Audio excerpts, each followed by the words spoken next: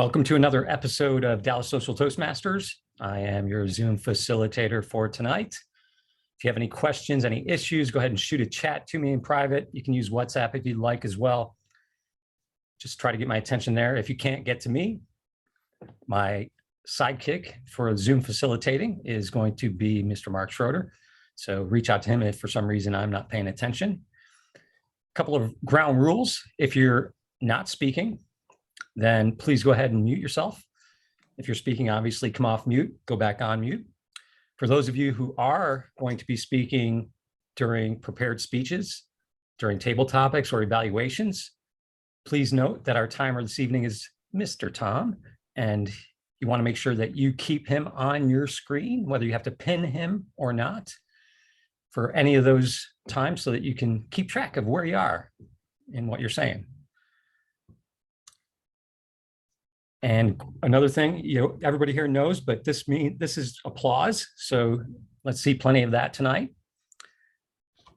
Before I pass this over to, and if I miss anything, Mark, let me know. But before I pass this over to our Toastmaster for the evening, I want to offer up the Pledge of Allegiance for those who would be willing and likely to join me in reciting.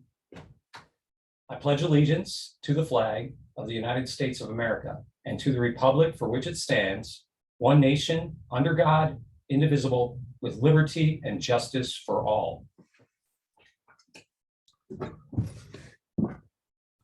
At that, I will pass this meeting over to our Toastmaster for tonight. Just one quick thing before you do just throw the agenda up just to show people where it is in case we have anybody watching the recording later.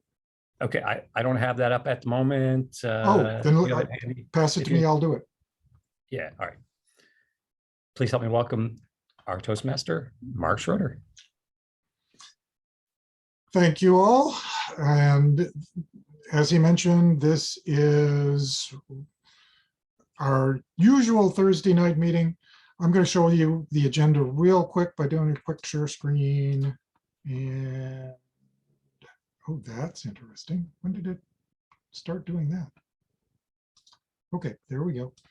Here is the agenda, but it is found by going to DallasSocialToastmasters.com, which is our personal website for the club.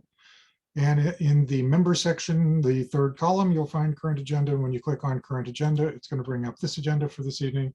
So for anybody who wants to go through and follow along with all of the people who have roles tonight, this is a great place to go do it just in order to see. And if you forget who to send things like the votes to, that's here as well. There are two changes on the agenda so far this evening, one of which, of course, is Karen Lee is not here, and I did not notice that. So for Zoom facilitator, that's going to be Rob. And our second one is going to be that Rob is going to be our grammarian for this evening instead of Lee. Lee is already he was going to be triple booked, and this only double books him. So we have lightened his load just a teeny bit.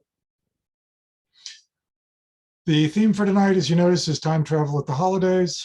Let me go ahead and just mention a few comments about that while I'm here. The holidays, yeah, 'tis the season. 'Tis the season for a lot of things, and among other things, sometimes for some of us, stress, for some people, depression, for some people, a lot of happy times. The thing that I wanted to mention tonight in particular is that you can always have a positive mental time travel at the holidays, because even those of us who may not be having a particularly good year this year, or a particularly good year last year, or who knows how many years it's been, most of us at least have one or two good memories if you go back far enough. And what I'm going to do right now is relate one such memory for me, and I'm going to call, as I call on the duty holders, if you would, please give me a quick memory of yours from the holidays. It doesn't necessarily have to be from Christmas Day, but certainly from the holidays. That would be a positive mental time travel for you. I'm going to go all the way back to, I was a little kid. One of the toys that I got was a Cape Canaveral set, back when it was called Cape Canaveral. And this thing had a little rocket launcher on it. The rocket was probably, I'm guessing, about 10 inches to 12 inches tall. It had capsules on the top of it, interchangeable capsules. One of them was a piece of plastic that was covered in gold, and it was supposed to be like a satellite that you were launching into orbit. It had another one that was a little bitty seat that you put a little monkey in. So that was to put the monkey out in outer space. And then the third one, of course, was a human astronaut. And so it had all three of those. And the thing had this probably 6 or 7 inch long spring. So you push this thing down onto the spring, locked it, and then you fired it off by just flipping a lever. And apparently, without even knowing it, it was really apparently intended to be used outside, because let's just say that I didn't put it through the ceiling the first time I did that indoors, but I did make a mark on the ceiling as it hit the ceiling pretty hard. And that, even though that was always one of my favorite toys, it was still a toy that, yeah, you had to be really careful with that particular part of it inside. It also had, and I've never quite understood this, it had the whole platform to be able to move the rocket back and forth toward the launch pad and all, but it also had a couple of little bitty rocket launchers, individual rocket launchers that were on springs, and they looked like they were defense type mechanisms, the kind of things that you would find on a ship or something like that, on a battleship. And I don't remember a Cape Canaveral necessarily needing rocket launchers for protection, but I guess it gives kids something else to do. But it was always one of my favorite toys growing up. It was something that I had wanted and wanted and wanted so much for that Christmas, got it, and was really, I don't think I played with anything else much that Christmas at all. So that was one of my favorite memories. Going back to our duty holders, let's go through some of those. Our timer for this evening is going to be Tom Taricki. Tom, tell us what you're going to be doing as timer and one of your memories that's a favorable one or a happy one from the holidays. Thank you, Mark. So as timer, I'll be helping speakers practice expressing a thought within a fixed amount of time or a specific time. My duty is to time the prepared speeches, the table topics, and the speech evaluations during the meeting. Green card indicates qualifying time. The yellow card is the target time, and the red card is the max time. And after that, you'll have 30 seconds to finish up. So Rob has a 5 to 7 minute talk. So I'll show the green at 5, the yellow at 6, and the red at 7. And you're DQ'd. We'll pull your mic at 7.5, Rob. Just kidding on the latter part, although it's not a bad idea. Then we'd really get some feedback. Lee, yours is a 6 to 8 minute talk, if I understood correctly. So that's green at 6, yellow at 7, red at 8. And as always, you'll have another 30 seconds after that to finish up. Evaluators, your target is 2 to 3 minutes. So that's green at 2, yellow at 2.5, red at 3. And table topics, each table topic speaker will have 1 to 2 minutes. So I'll show the green at 1, the yellow at 1.5, and the red at 2. Let's see, if you speak under time or overtime by more than 30 seconds, you'll be disqualified and not eligible for awards. And I'll report qualifying times when called upon to do so throughout the meeting. As far as a fond holiday memory, I'll go with one. This is a very specific one. So we have some friends that every year on Christmas Eve, they throw a party, and it's a long one. It's kind of an open house for people to drop in. I think it starts at 4 or 5 and goes till 9, although it frequently goes later. And they're walking distance from us. They're down the street. And I can't remember how old our daughter was at the time of this particular memory. But one year on Christmas Eve, when she was little, she was in grade school, maybe, I don't know, 3rd grade, 2nd grade, somewhere like that. It snowed during the party. It snowed on Christmas Eve. And so the ground was covered in a really nice, when we arrived, it was dry. When we left, the ground was covered in a really nice blanket, maybe an inch or 2 of really wet, thick snow, because it was warm out. It was probably 35, 38 degrees. It might have even been 40. And I remember when we got home, our front yard was nicely blanketed in snow. And my daughter and I got down, as one does, and made snow angels. And normally when making snow angels, it's very cold, the snow is dry, and you're dressed appropriately. But since we were just walking down the street and it was warm that night, we were not dressed appropriately. I was just wearing a sweater I think she was probably in similar sweater and jeans, something like that. And the snow was damp and wet. And so it got all down there, our collars and our neck. And they were the coldest, most disgusting snow angels ever. But when we got up, they looked terrific. Anyway, that's my holiday memory. It was loads of fun. It didn't turn out as expected, but a great memory. Back to you, Mark. Great, and thank you, Tom. Next up, our next duty holder is going to be Madeline Hinsliff, and she is going to be our posture bell. Madeline, tell us what you'll be doing for us tonight. Thank you, Mr. Toastmaster. Fellow Toastmasters and welcome guests. As posture monitor, I'll be watching all meeting attendees to identify unusual or distracting posture, such as head scratching, hand clasping, or hair flipping, and any other distracting gestures. I will also be looking for posture, gestures, and facial expressions that enhance the speaker's points, and I will take notes accordingly. Normally, when I see a distracting posture and or gestures, I would use the bell to notify the speaker, except during prepared speeches. However, currently during these virtual times, I'll not be using a bell. I will, however, keep track and notate these types of distractions in writing throughout the meeting for each person who speaks: the big three: prepared speakers, table topic contestants, evaluators, and duty holders. I will also note any audience member's posture if it indicates that he or she is not paying attention to the speaker. I'll report the results at the end of the meeting when called upon by the general evaluator. Thank you. And my fond holiday memory, it's more of a general one, but just for a few years when I was a kid, we lived in this nice big house, and my sister and I would always wake up early and go bother our parents. And then when that didn't work and they wouldn't get up, because you had to wait to open the gifts till the parents came out. That was just protocol. When they didn't get up, we would go back and we would eat all the cookies that Santa didn't eat, and then we would watch this the original SpongeBob Christmas episode, which is a classic, and I still try and watch that every year.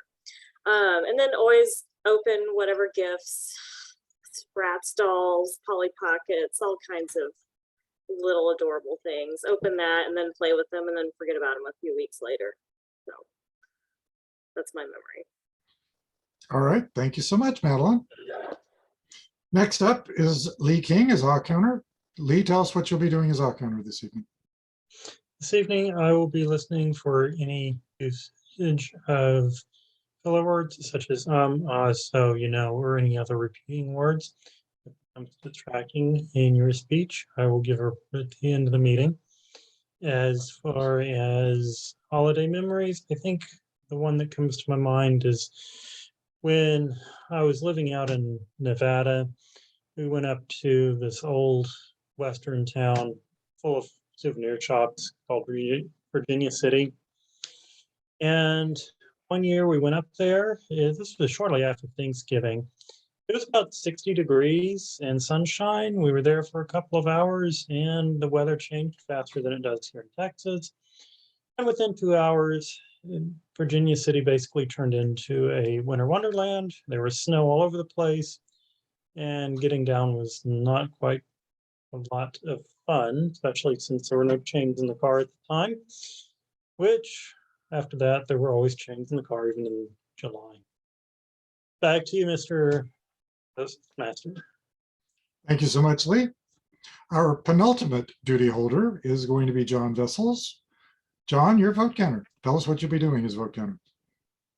Well, I'll be counting votes. So that is what the vote counter's job is, to be counting votes. At different times during the evening, we're going to be asking everybody to vote for who we thought did the best job, like the speaker, table topics, evaluator, and best of the big three. So at each of those times when they ask you to vote for who you thought did the best job, send by private chat to me who you thought did the best job in that category. I will not vote, but I will be the tiebreaker, but I will never announce that. My, favorite holiday memory or positive holiday memory was, oh my goodness, Christmas years ago. We used to be able to get the whole family together. And when my parents were still alive and everybody else, and there'd be like 21 of us just in our immediate family would be all there for Christmas. And although it got quite loud because of all the kids, which grates on my nerves severely now, it was all right then. Back to you. Thank you, John. Finally, as grammarian, again, on changing the agenda, it's going to be Rob Giles. Rob, grammarian. Thank you very much, Mr. Toastmaster. As grammarian, I will be listening for both good uses of the English language, poor uses of the English language, and also any interesting phrases or words. And when I say interesting, I mean interesting to me, not necessarily everybody. So note that when I give my report at the end. I have another duty as grammarian, and that is to introduce the word of the day. And I'm going to go ahead and do that for you now by sharing my screen. And excuse me, the word of the day for today is rankle. It's a verb. Definition is to cause anger, irritation, or bitterness. Going through all of this may be irritating our host. Rob's attitude rankled Mark as host, but he smiled to hide his irritation. Rankle needs to be used during table topics in order to qualify as best table topic speaker. So keep that in mind. If you don't use it, you may rankle that topic master. As far as my report, I will report on all of that, as well as I'll report on the usage for table topics at the end of table topics when called upon. But toward the end of the meeting, when called upon by the general evaluator, I will give a full report as far as grammar is concerned, and I'll note any usage of the word rankle outside of table topics as well. As far as my Christmas memory, I have a pretty strong Christmas memory. As a kid growing up, my dad got transferred down to San Antonio. He got transferred down to San Antonio from Buffalo, New York. So when we came down to San Antonio and had our first Christmas there, it was a little bit different than Buffalo, New York. Buffalo, New York, almost every Christmas morning, we would wake up, there would be piles of snow outside. It's not always that way, but almost always. First time in San Antonio, one of the gifts I got, a basketball. I was able to actually go outside in shorts and actually shoot some baskets. And that was an incredible feeling as a kid, totally new. It was very invigorating. It was a very happy time for me. And that is my memory for Christmas that I enjoy. Back to you, Mr. Toastmaster. Thank you, Rob. Since you mentioned the name of the city, it turns out our CEO is named Antonio. His last name is Neary, Antonio Neary.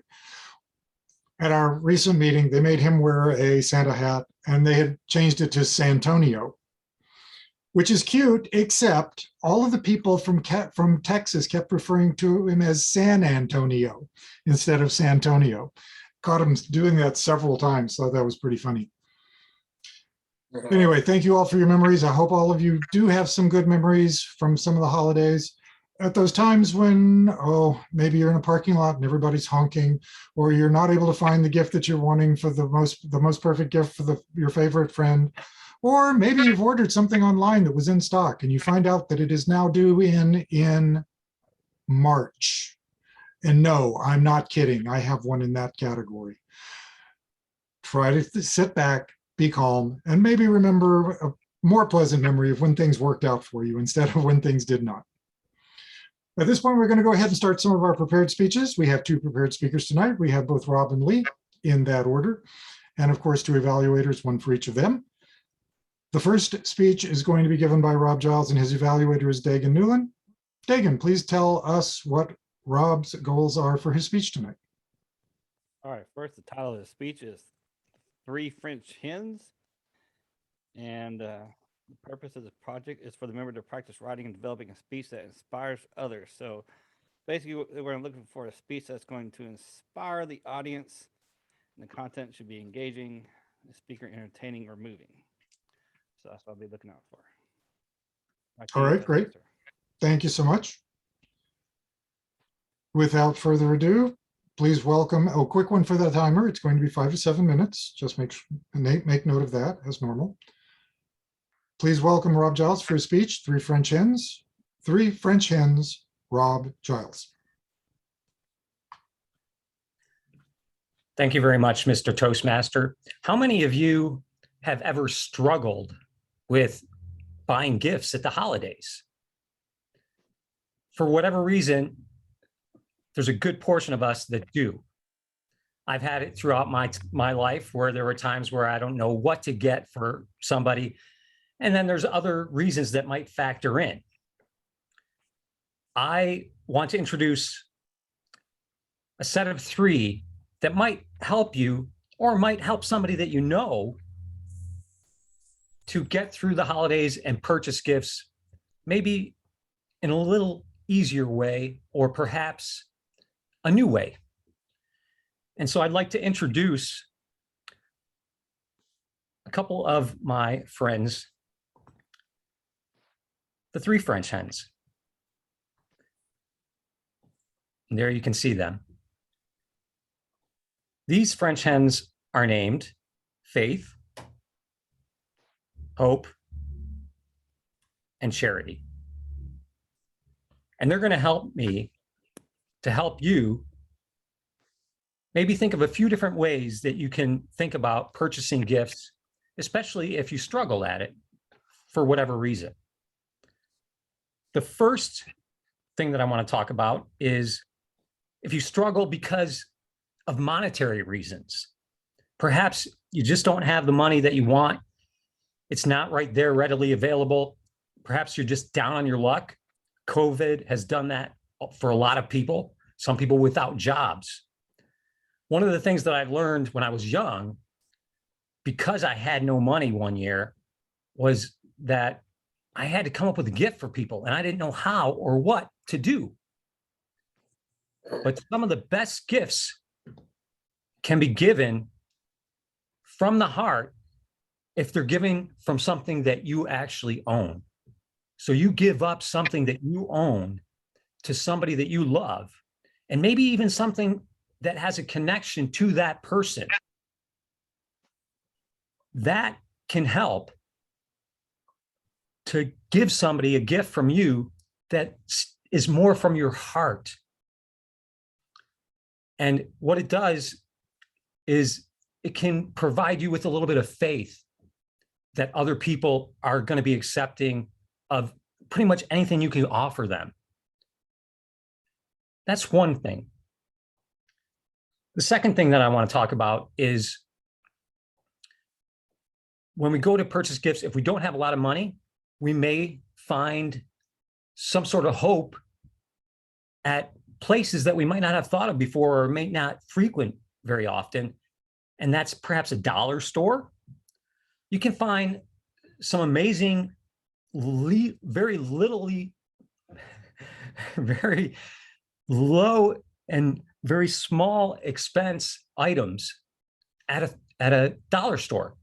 You can also find very unique items at thrift stores, especially around the holidays. There's some good things that come into the store, and they can provide you with some unique ideas for perhaps some of the people that you love and care about. So those are a couple of things that you can look to, and they may provide some hope for you as far as giving gifts to other people. The third thing that I would like to bring up is another way entirely as far as gifting is concerned. And that is to offer up not necessarily something material, but to offer up perhaps some of your talents or some of your time. Provide some charity for somebody that you love, or even provide some help or time or your talent to a charity that somebody that you know loves. And that is another way for you to provide some way and alleviate some of those struggles if you're trying to figure out what to give somebody. Overall, there's three things that you need to remember. Faith, have faith in other people, that they're willing to accept something that comes from your heart. 2, find hope. There are places out there that can offer items at a lower expense. And 3, it's always great to offer your help and your skills in order to provide for the person that you love, or provide for some charity, some association that they may be connected with, or that may be connected to their heart.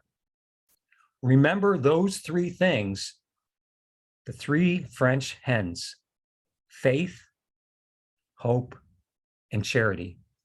And you may find that you can be in an even more giving spirit during these holidays. Back to you, Mr. Toastmaster. Thank you so much, Rob. And I'm glad that you mentioned in particular the gift of time.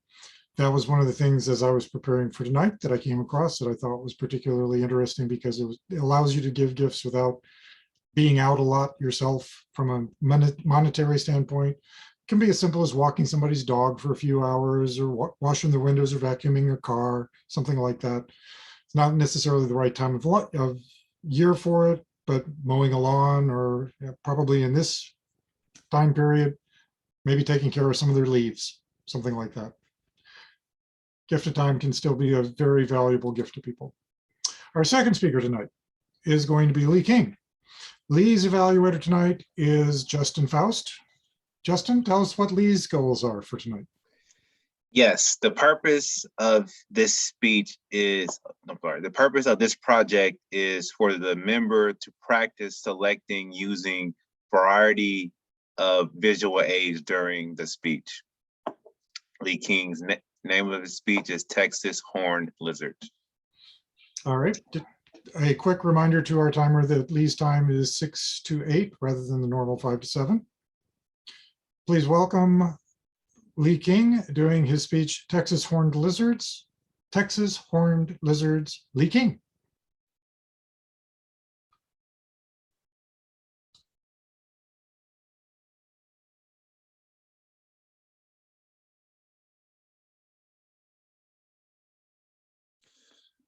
Good evening, fellow Toastmasters, and if we have any guests as well. Tonight, I'm going to share with you information about the Texas Horned Lizard. Now, for those of you that don't know, Texas actually does have a state reptile, and that reptile is, in fact, the Texas Horned Lizard. A lot of people think that the Texas Horned Lizard is unique to Texas and that they have been around for a relatively short period of time, but that's actually not true. The Texas Horned Lizard actually dates back as far as the 1700s, impacting people's lives. It is actually used as a symbol for healing in different tribes in Mexico. And it's actually been a part of various art forms since the 1700s as well. I included some of these pictures just to illustrate how the Texas horned lizard is depicted in different parts of its region in which it stands. And you will find that they actually have a very narrow space in which they travel. But as you can see, very important in both Mexican and Native American cultures. Another interesting thing to think about is the next time you run into a horned lizard is you might think that it is a Texas horned lizard, but it really isn't. You really have to pay attention to the spikes on the head. As you can see, the round-tailed horned lizard has the 4 large spikes. The great short horned lizard has that little dip in its head and then spikes on either side. And then finally, the Texas horned lizard, the one which is our Texas state reptile, has the 2 large spikes and then the spikes on either side that are slightly smaller. So the next time you think that you have run into one of those rare commodities of today, the Texas horny toad, other than someone that's wearing a purple shirt that says TCU, just be observant of the spikes and make sure that you are correctly identifying your horned lizard.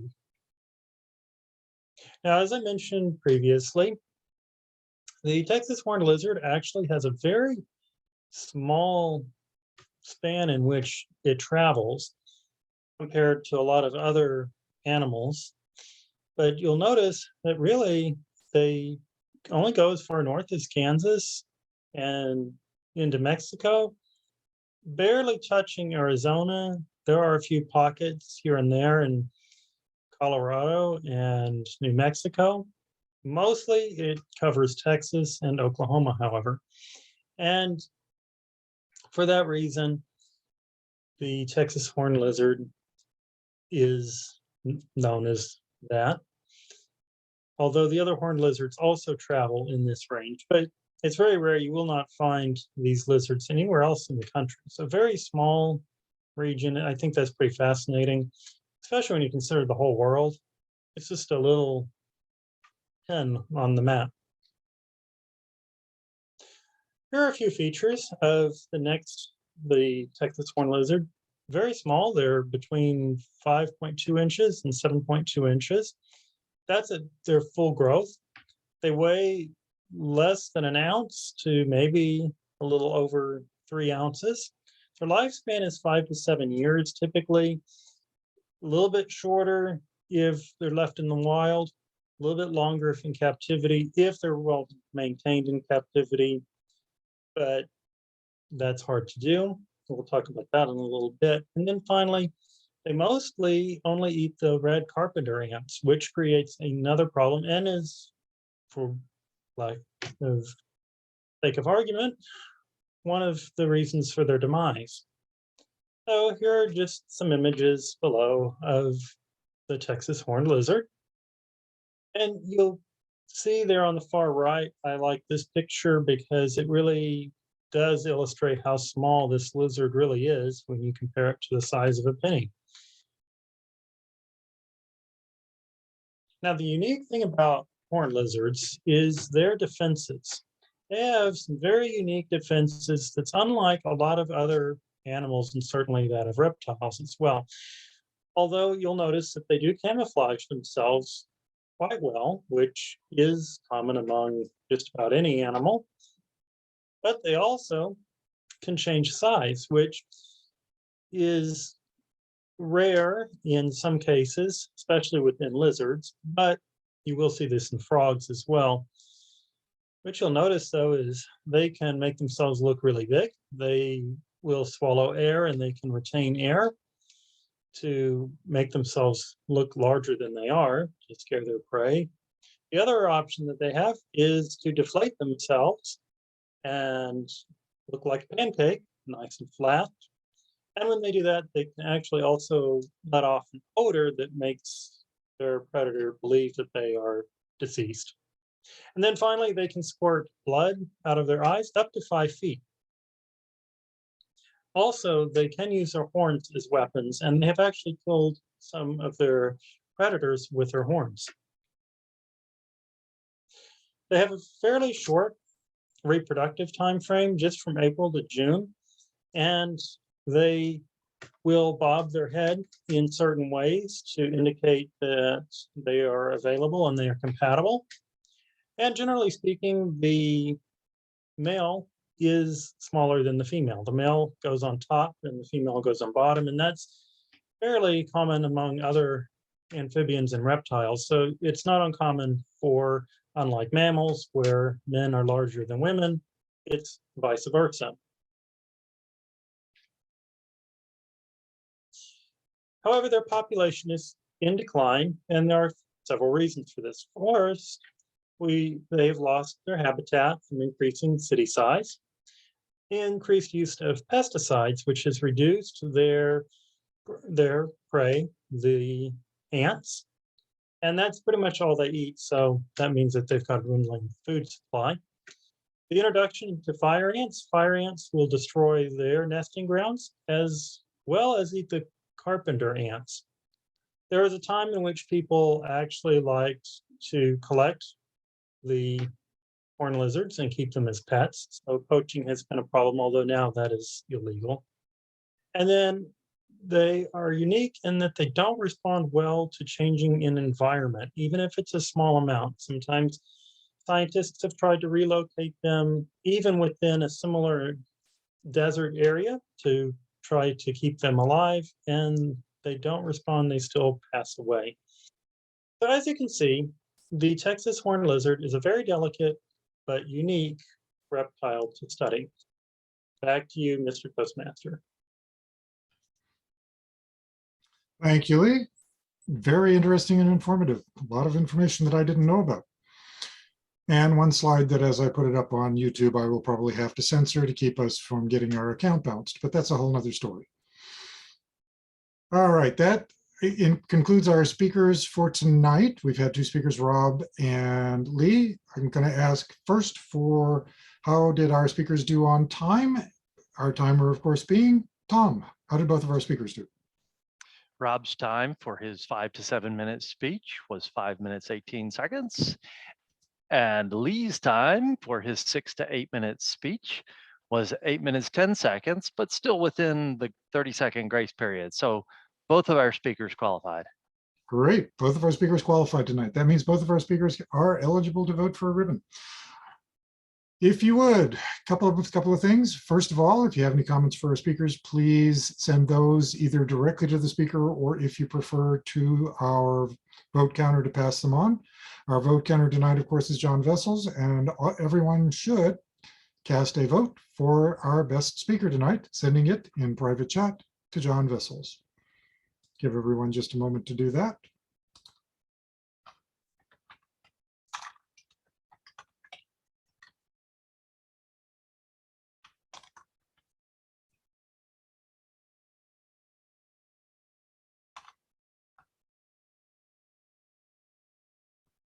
All right, in the meantime, while everybody's finishing that up, in case you have comments for our speakers, I do want to say that this is officially the, well, probably at least the last regular meeting that we will have of the year. There's still some question as to whether or not we will meet at all on the 30th, but unlikely, I would suspect at this point.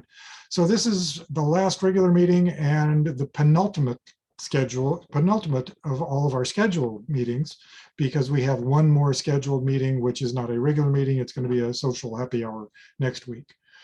And I don't know what made me so lucky to get the last regular meeting, but I'm very happy to do it. It's been yet again a crazy year. I don't think any of us really expected to still be on Zoom here again at the end of this year, the way we were last year. But we are still here. We are all still meeting, going strong. And thank you all. I just want to thank you all for continuing to be here and hanging in with us. With that, second portion of our meeting is table topics, of course. Table topics is going to be run by John Vessels. Take it away, John. Thank you, Mark. Table topics. Table topics is the portion of the meeting where we practice off-the-cuff speaking. I'm going to present a question and I'm going to pick a victim, and you will have 1 to 2 minutes to speak on the question provided. And you don't have to answer the question provided if you want one, but you need to speak for 1 to 2 minutes. You must speak at least 1 minute and not to exceed 2.5 minutes in order to not be disqualified for a vote for the ribbon. Also, you must use the word of the day, which is rankle. And I know Rob misspelled it, but it's not irritation, it's irritation, but that irritated me and rankled my feathers all no get out. You have spell check, where was it? Anyway, thank you. Okay, sure it was. Anyway, so going off on the theme tonight, time travel for the holidays. My first question is going to go to, yes, you, Madeline. I know you're smiling. You're ready. It's Christmas. If you could go forward to another Christmas or backward in time to a previous Christmas, Which way would you go and why?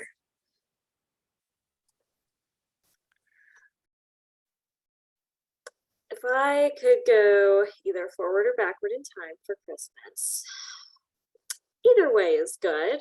But for tonight's conversation, I'll go with backward. So, as mentioned earlier, I have fond memories of Christmas as a child. We had a lot of really adorable traditions that really favored us children. We would decorate the tree, have hot chocolate, watch our favorite shows, get showered with gifts we didn't need. And just most of the time though, it was really just bonding with family. And a lot of family would show up as well. So it was really nice to have like 20 or 30 people and everyone get together, because as we grow up, we haven't been able to do that quite as much. And so it was really nice having such a big group there. And even though sometimes people would drink too much, or the kids, the adults were really rankled by all the kids running around and screaming and doing obnoxious actions and whatnot. But as a child, that's why I would go back there, because I didn't care about any of that. I was having a great time. So I would go back, relive that. The only Christmas I remember that I would not relive, there are two actually. The first one was when I was looking for all my gifts and then I found them, and then I was happy for about 5 minutes. And then after that, I was really sad because I found them and I knew everything I was getting. So that was a lesson learned. Second one was when I got a puppy for Christmas one year, and then my mom returned it because she couldn't potty train it. So that doesn't actually bother me, and I really enjoy bringing that up to her every year. That being said, that I would go backwards for Christmas. Thank you, Tabletop Master. Back to you. Thank you, Madeline. So you got to rankle mom every year with that dog story. Oh no, how sad. Okay. Next, let's go to Rob. I'm just go up my little Hollywood Square screen here. You've all seen the movie Groundhog's Day, or most of you know about it. If you had to live in Groundhog Day scenario for 1 month, would you pick Thanksgiving, Christmas, or New Year's?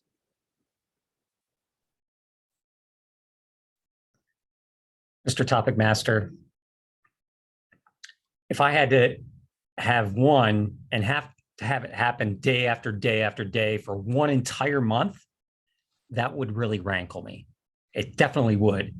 But if I had to choose out of those 3 holidays, I would definitely choose the one that just passed us by a little while ago, and that's Thanksgiving, because it incorporates a lot of the things that I think I mentioned a couple of weeks ago and that Justin mentioned.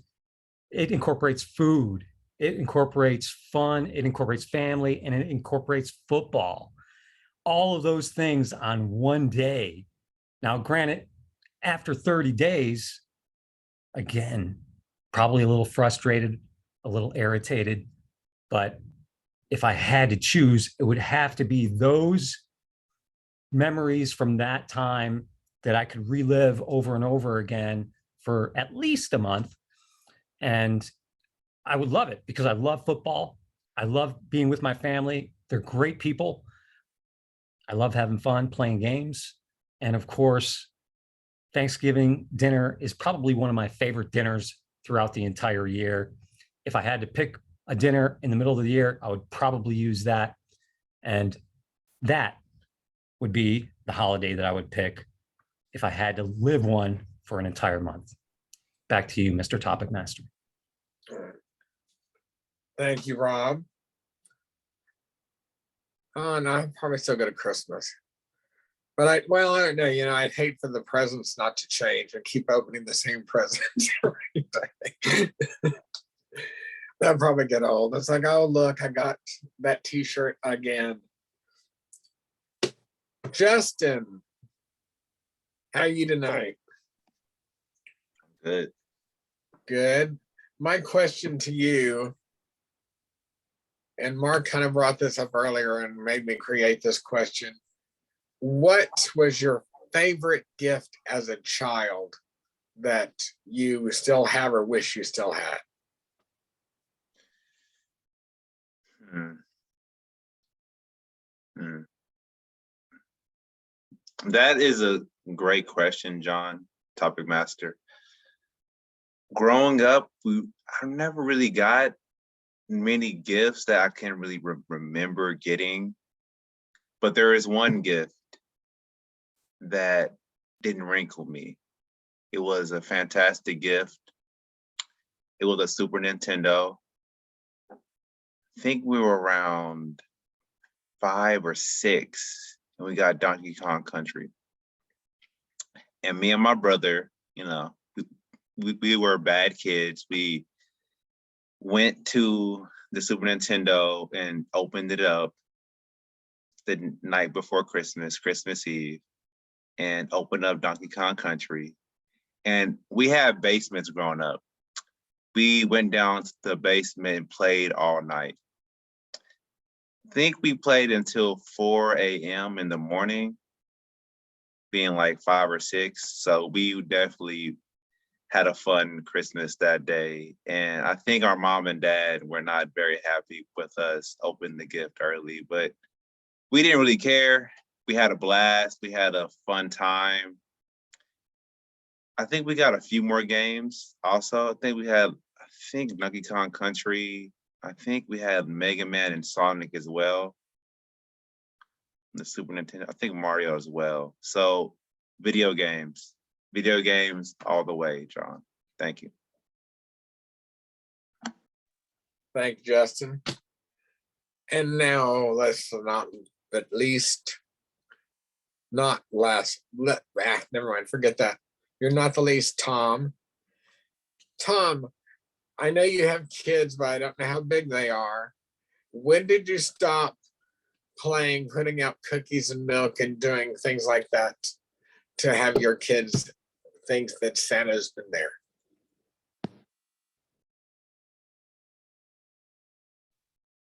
Thank you, John. So Before my time, Tom. I got a timer going if you want. I don't mind. It's easy. Thank you, John. So when did we stop pretending there was a Santa, doing things for Santa for our kids, going with the whole facade?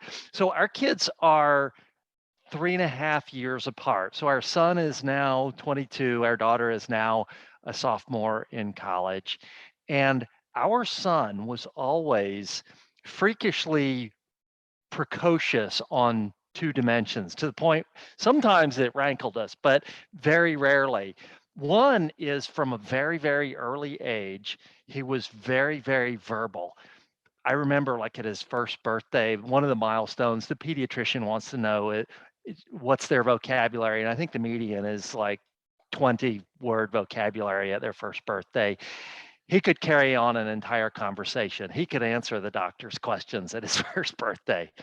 The other way in which he was unusually precocious is, I don't know how he put 2 and 2 together, but he was maybe 4 or 5 when he figured out, oh, by the way, spoiler alert for everybody, there is no Santa.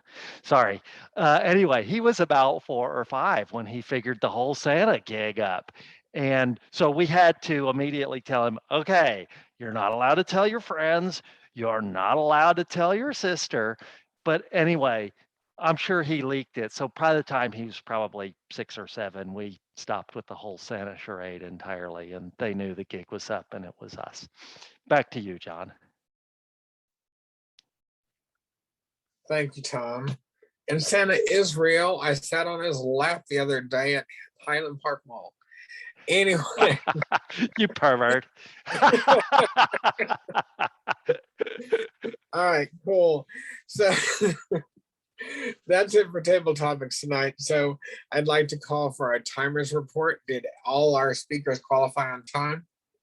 All qualified on time. Madeline 1:55, Rob 1:30, Justin 1:36, and Tom 1:53. All right, cool. And Grammarian, did everybody use the word of the day? Mr. Topic Master, everybody use the word of the day. Right. Thank you. So now I'd like to call for a vote on who did the best job as table topics tonight between Madeline, Rob, Justin, and Tom. So if you would send me private chat or who you thought did the best job. And Mark, do you have anything else?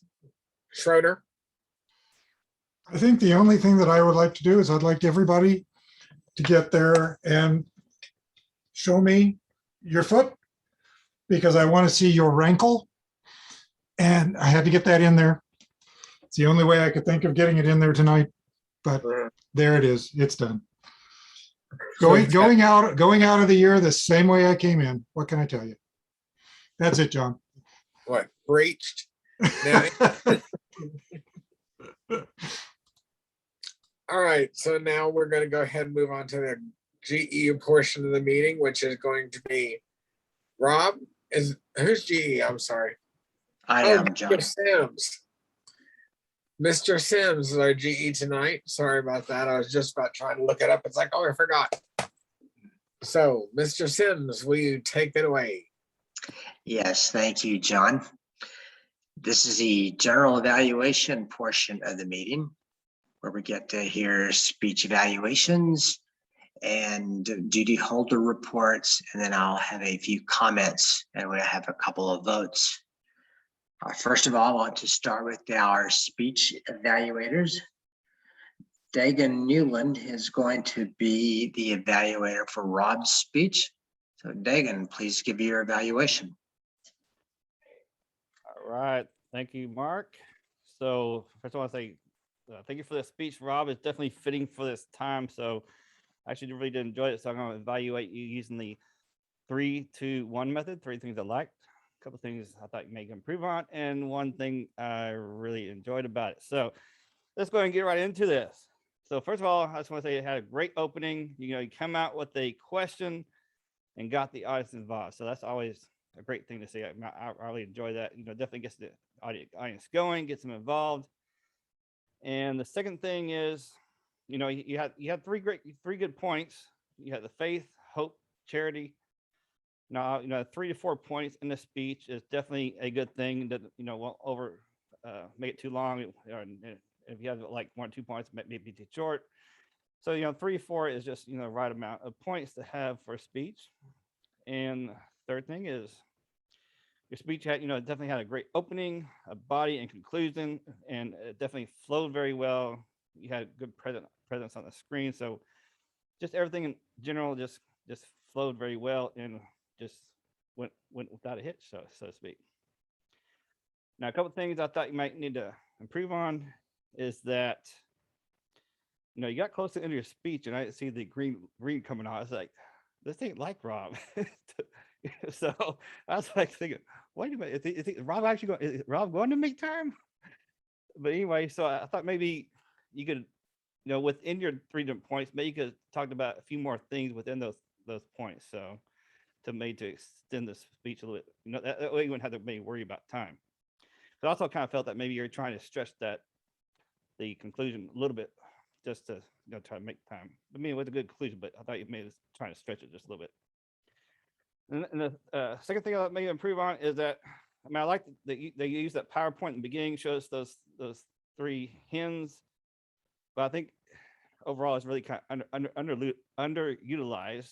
Maybe could incorporate some of the pictures of the things that you actually talked about during those 3 points, through the speech. So, and one thing I really enjoyed about the speech is just overall great speech. You did make it time.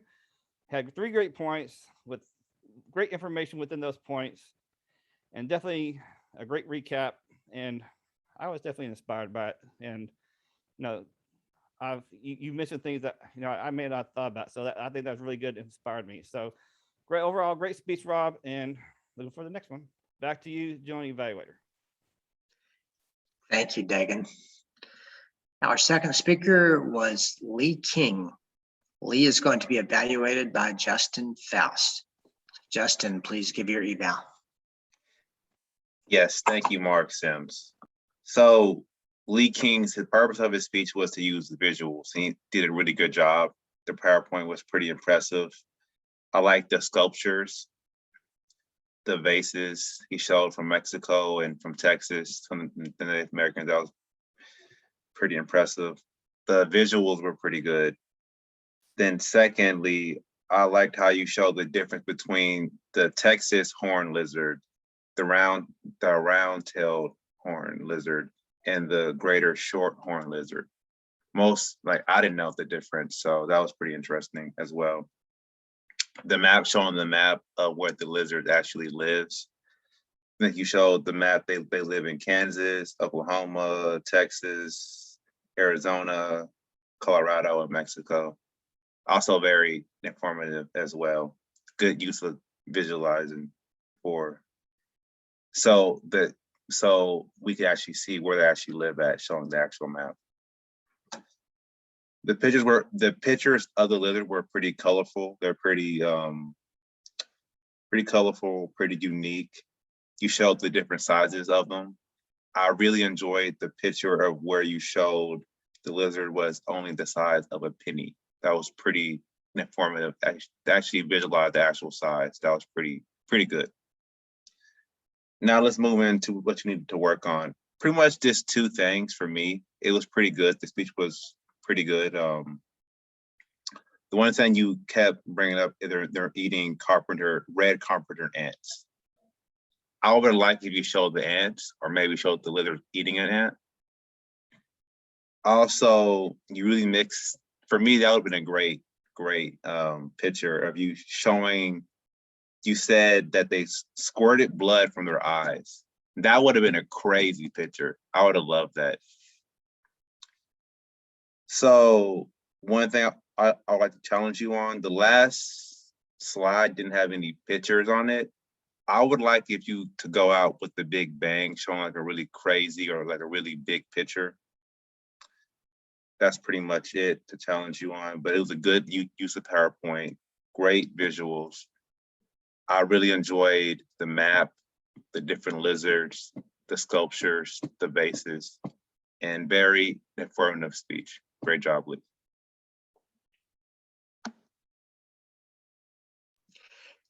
Thank you, Justin. At this point, I'd like to ask Tom to give a timer's report on the evaluators.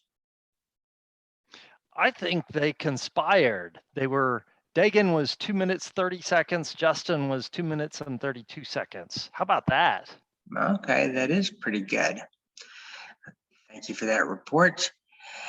And I would like everyone to please vote on the best speech evaluator and send your vote by a private chat to John Vessels. And I'm about to do that right now.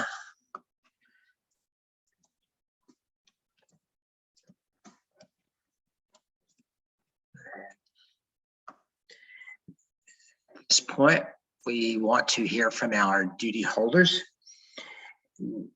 Our posture bell duty holder was Madeline. So Madeline, please give your report. Yeah, thank you.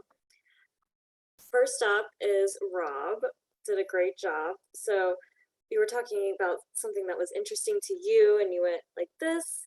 And then you were also, when you were talking about everyone, you pointed out at everyone, talking about a full report, made a hand gesture like that. You had really good hand gestures just throughout the speech. Those were some that I noted. The pinching, talking about money, and then your hand on your heart were really great. And then Dagan, I saw you were talking about like a stretch hand gesture while you were talking about, well, you were using a hand gesture while you were talking about stretch, like stretching out the conversation. That was good. And then Justin, you were saying I didn't know the difference, and you emphasize that with your hands. And so I didn't really notice distracting posture tonight. Those were just some of the highlights I saw. Thank you, Madeline. Our awe counter was Lee King. Lee, please give your report. I'm happy to report that I did not really hear any distracting filler words throughout tonight's meeting. Great work. Okay, thank you, Lee. Our grammarian is Rob Giles. Rob, please give your report. Thank you very much, Mr. General Evaluator. As far as some things that because I want to start off with maybe things that aren't so great, and then let's move into some positive things to end that way. How's that? So a couple of things that I noticed that could be improved upon was one, myself during my speech, trying to figure out what adverb to use or adjective to use. And I was trying to make up words that apparently literally and other things like that. So I was struggling with that, and that affected my grammar tremendously. I will say also that, let's see, I had a couple of other ones here. John, when you were, I think you were, I don't know if it was in table topics or when you were giving your description of your duty, you said quite aloud, and I think you just meant quite loud. So I think that that was a couple of word choices that could have been changed there. As for anybody else, I did catch a couple of things with you, Justin, during your evaluation. Actually, one I think was maybe before your evaluation when you were talking about your Christmas that you remembered or something like that. But you said me and my brother. And of course, when you start a sentence, you want to start that with my brother and I. If you're talking about something and then putting at the end the object, then you're going to have me and my brother. You also, during your evaluation, said good use of visualizing. And I think what you really meant was good use of visualization or good use for visualizing. So just a couple of things to think about with that. A couple or a lot of great phrases that I came across. One, of course, was your ankle. I like that. Mark always has to stick those in there. He likes all those types of things. Tom, you said walking distance, which I think is a great descriptive phrase to use, and you don't hear it all the time. Blanketed in snow, and you were talking about snow angels. You talked precocious on 2 dimensions, which is very interesting. And you obviously gave us a spoiler alert about Santa. You said the gig was up as well. Madeline, you said showered with gifts. You bonded with family. You used the word, or what some people may say term, but I did find it in Webster's dictionary, and that's whatnot. So apparently that is an official word at this point. Lee, you talked about winter wonderland. Of obviously a lot of the Texas horned and horny stuff, and all of that was great. During your descriptions, you said camouflage, squirt blood out of their eyes. And I do want to say this, Tom, or not Tom, but Justin, there was a little photo of pretty much lasers of blood coming out of the horny toad's or horny lizard's eyes. So Lee may want to send that to you. Very cool, but yet very, I don't know, it was very creepy. John, at the beginning of Toast Topics, you said, pick a victim. I'm going to pick a victim. So I like that little change. You also used the word breached after Mark was talking about your ankle. And let's see who else. I think that was all that I heard. I heard a few other things, but I thought that was some of the good stuff. I do want to note that, John, you used rankle a couple of times during table topics. I did not hear it outside of that, other than in table topics contestants. That's my report. Back to you, Mr. General Evaluator. Thank you, Rob. And here are some of my comments on the meeting. Started about 5 minutes late, but that was announced, and we were waiting to see if any guests were going to show up. So that was a good investment of time. At the beginning of the meeting, Mark was introducing the duty holders. And so he helped to get people involved, get good discussion going on by wanting people to provide some holiday memories. And in the, and great Santa hat, Mark Schroeder, that livened things up. The discussions of the duty holders, I like that Tom pointed out that Lee's speech was not going to be the standard 5 to 7. And so when there's a difference, that is always a good thing to bring up so that the timer doesn't end up working on the wrong set of assumptions. And Mark Schroeder, when he was introducing the final duty holder that was going to give his role explanation, he said penultimate to describe John, and he used the word later on a couple of times. So a very good word to bring up. We had to find speeches.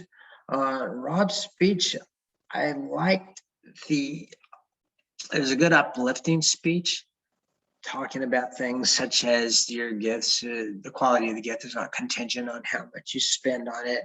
And then the working in the faith, hope, and charity, the names of the hens, and then those being the main themes of your speech.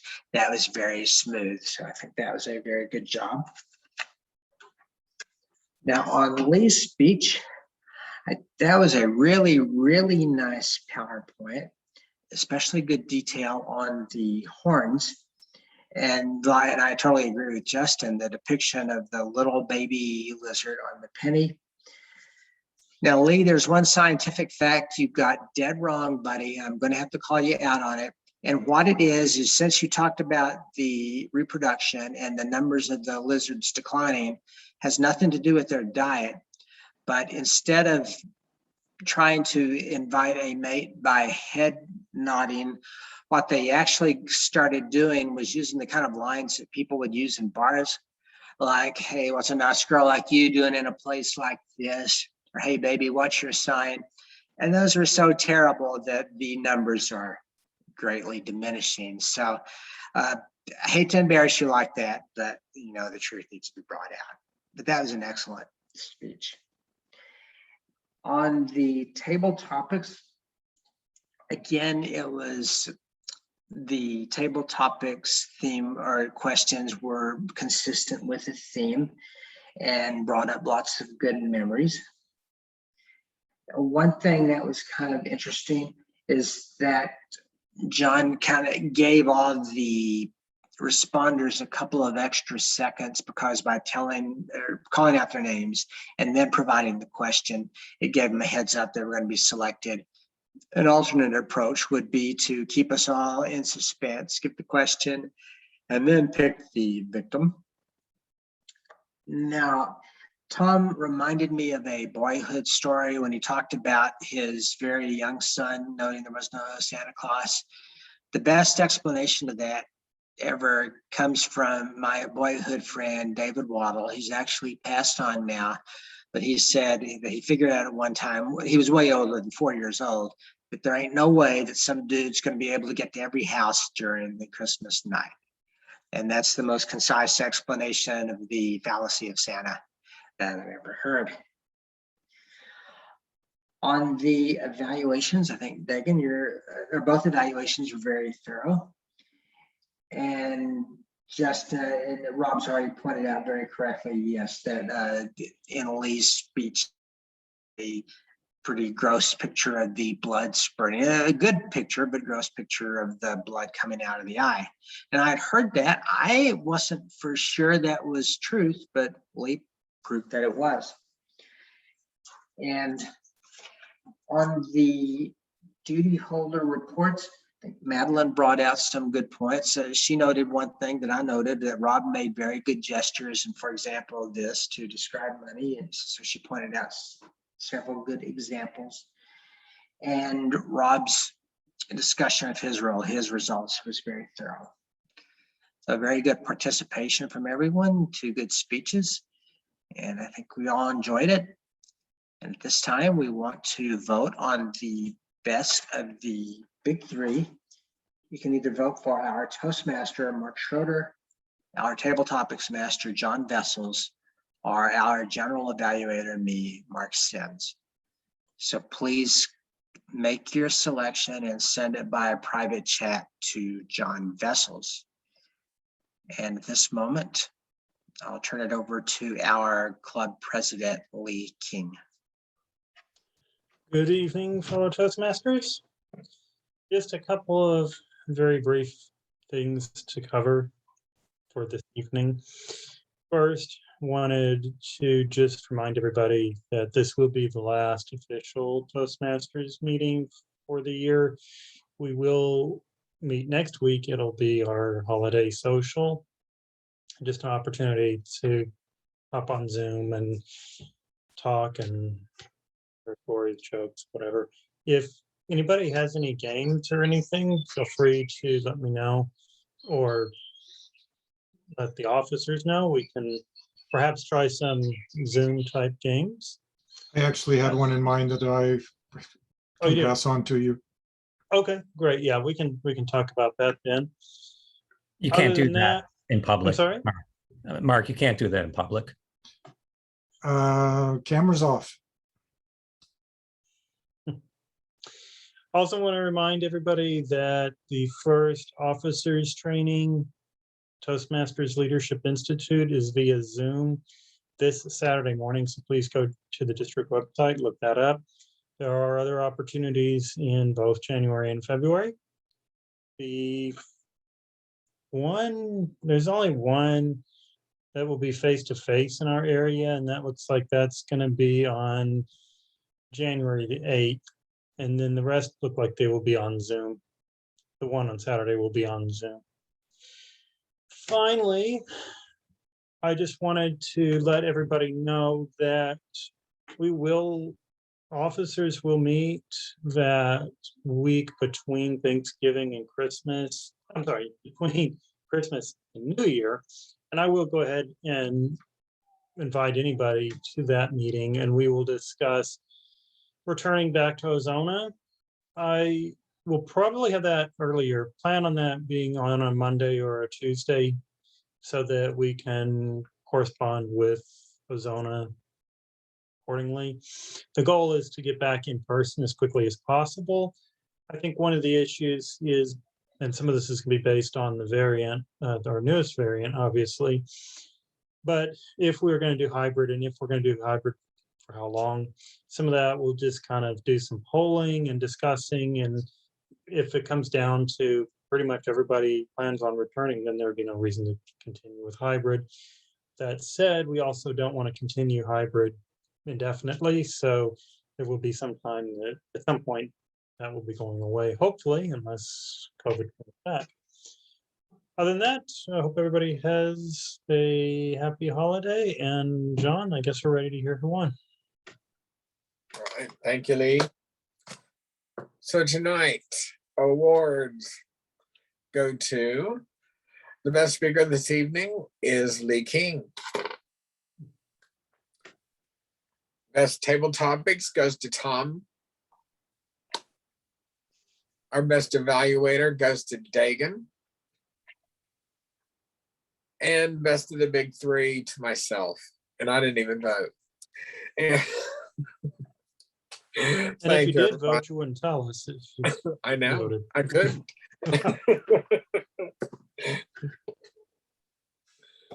All right, thank you, sir. All right, with that, the meeting is adjourned. All right, thank you, everyone. We'll stop the recording in 3, 2. Mark, what was your